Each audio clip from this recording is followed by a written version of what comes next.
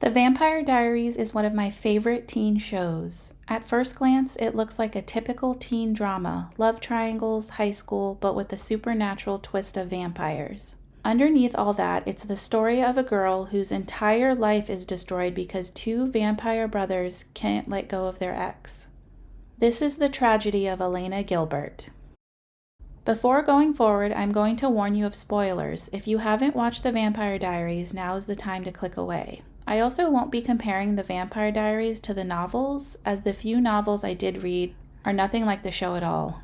Now back to the show. The premise starts off pretty simple. Two vampire brothers from the 1800s pine after a pretty girl and small-town teenager, Elena Gilbert. She's grieving the recent death of her parents, trying to keep her family together, and adjusting to life without them. She is smart, kind, and grounded, the type of girl who writes in a diary, takes care of her little brother Jeremy, and seems like she has it all together despite being a recent orphan. Stefan Salvatore bumps into Elena at school, which is not an accident. He opens up the pilot by saying, "I know the risk, but I had no choice. I have to know her." I have to know her. Why? Because Elena looks exactly like Catherine Pierce, his ex from 1864, who just so happens to be a vampire and the same woman who turned both Stefan and his brother Damon. Elena is Catherine's doppelgänger, an exact supernatural double. Elena's face is destined for chaos. Elena is played by Nina Dobrev, who was amazing on the show. She didn't just play one character, she played several. The two I will be talking about in this video are Elena and Catherine, because she played them the most and this video is concentrated on Elena. Nina carried the show for 6 seasons, and yet she left after season 6, reportedly over disputes with pay. Nina was paid less than her male co-stars. It's wild to think that the actress who held the series together had to fight for equal treatment. I don't blame Nina for leaving at all. Not only did Nina do an amazing job acting, but she made Elena very easy to look at with her natural beauty, and the show styled her appropriately. Elena's look is very casual. She looks effortless, but you can tell that a lot of thought went into her look to make her look like the pretty casual teen. Elena rocks the no makeup look. She is clean-faced with makeup that is not overdone and not too dramatic. Her wardrobe is that of neutral colors, layers with sweaters, jackets, and doesn't wear too much jewelry. Elena's hair remains long and with the same color throughout most of the series. She has a phase where she gets bangs and adds some color, but it was not too different. The only dramatic change was in the finale. Elena's many looks go well with both Salvatore brothers, who also rock neutral colors with leather jackets. From the moment Stefan inserts himself into Elena's life, things escalate fast, and it's his fault. Well, his and Damon's. First, Stefan pretends to be just a mysterious new guy at school, even though he really doesn't need to go. Martin Luther King, 68. Lincoln, 1865. Roe versus Wade, 1973.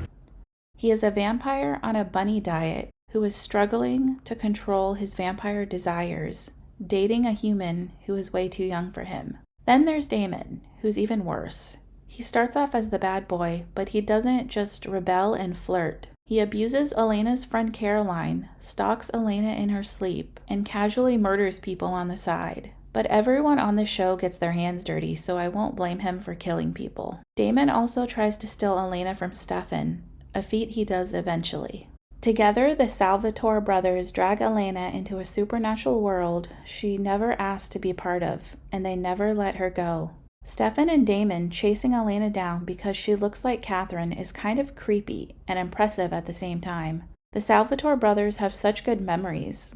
I don't know about you, but I forget what people look like if I don't see or speak to them for a few years. So the fact that Damon and Stefan have not seen Catherine since 1864 and then see Elena and immediately recognize the similarities is quite baffling to me. All they had of Catherine was this outdated wallet-sized portrait of her.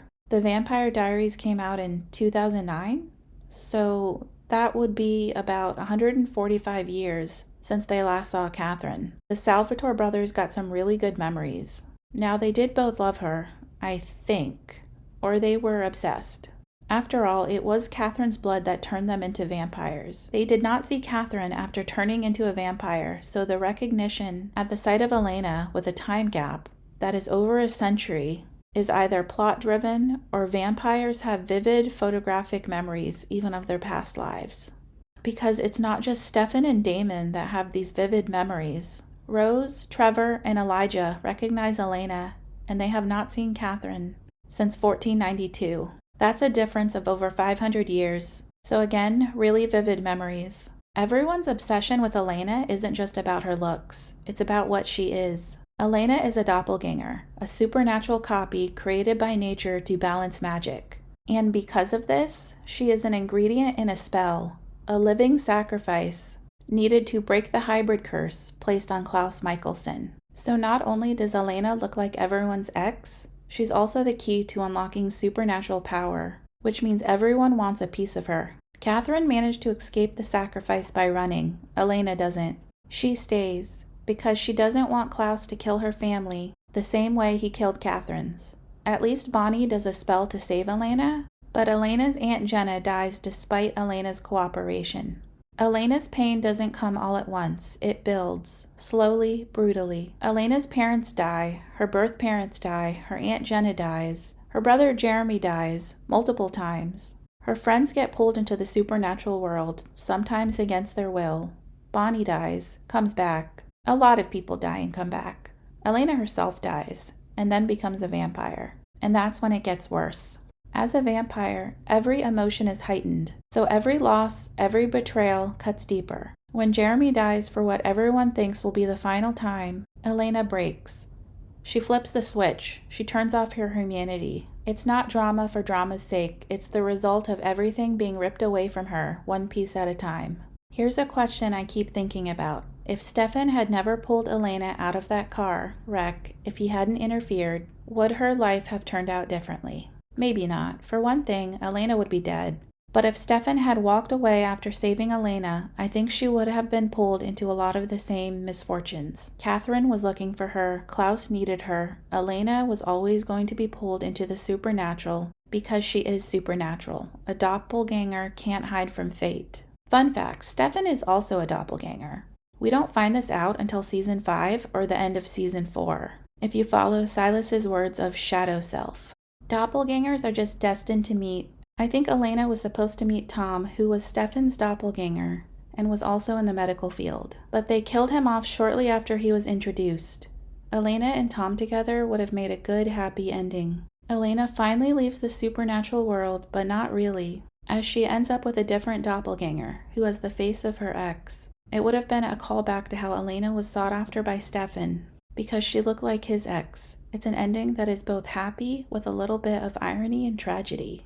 But Elena gets a different kind of happy ending. She finishes the series as a human again, living a peaceful, ordinary life with Damon, who's also become human. Then the show jumps forward in time, showing everyone reunited and happy in heaven. But honestly, that ending just feels too CW for me. It doesn't match the chaos and tragedy that define the rest of the series. Elena went through so much: loss, death, magic, heartbreak, all in just a few years. And after being gone for 2 whole seasons, she suddenly comes back to a perfectly happy ending?